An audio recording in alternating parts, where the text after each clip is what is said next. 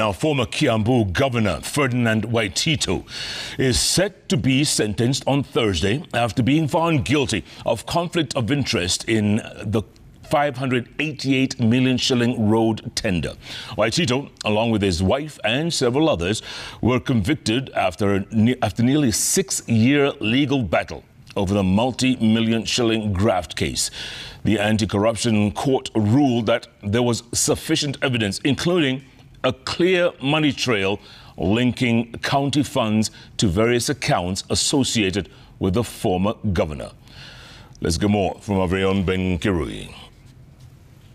Responsible for the following deliberate shortcoming in the performance. The fate of former Kiambu Governor Ferdinand Waititu, who was ousted from office in 2020 over corruption allegations, will be determined Thursday.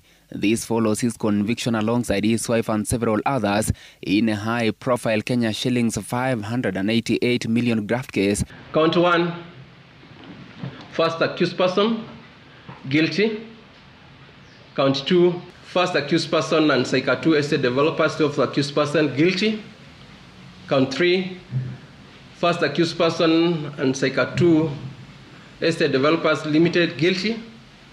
Count 4, first accused person and second accused person and Benvenue Delta Hotel, guilty. On Wednesday, the Milimani Anti-Corruption Court found Waititu guilty of illegally benefiting from indirect financial interest worth over Kenya shillings 25.6 million. The court established that the funds were channeled through his company and business accounts while he was in office, with the payments traced to Testimony Enterprises Limited. 2 entities which are associated with the former governor and his wife, as shown by the 4 flowcharts.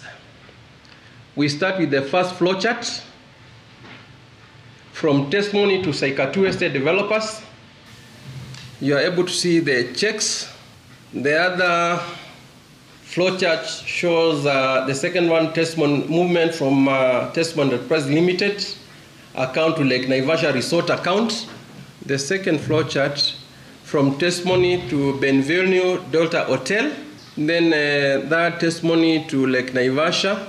Waititu faced the charges alongside his wife Susan Wangare and Testimony Enterprises Limited directors Charles Shege and his wife Beth Wangeshi, together with former Roads Chief Officer Engineer Luke Mwangi. While the court convicted them on corruption-related charges, it dropped 3 counts of money laundering against them. During the hearing, the prosecution argued that Waititu orchestrated large-scale corruption, leading to significant financial losses from the Kiambu County government. Your Honor, the second aggravating factor that we wish this court to rely on is the impact of the offense. Your Honor, corruption is a cancer that is killing the economy of Kenya.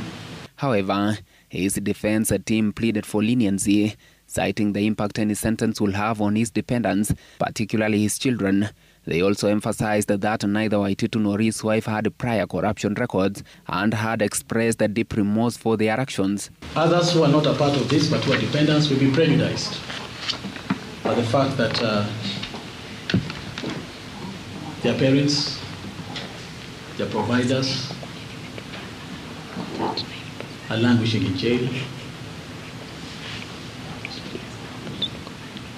serving long custodial sentences, or unable to raise monies imposed on them as fines. Waititu becomes the second governor in the country to be convicted for corruption after his Samburu counterpart Moses Lenol Kulal, who was sentenced to 4 years for corruptly acquiring more than 83 million shillings from Samburu County government. After nearly 6 years of trial in the multi-million graft case, former Kiambu Governor Ferdinand Waititu, his wife and several co-accused have been found guilty. Their sentencing is set for tomorrow, Thursday, with Waititu pleading with the court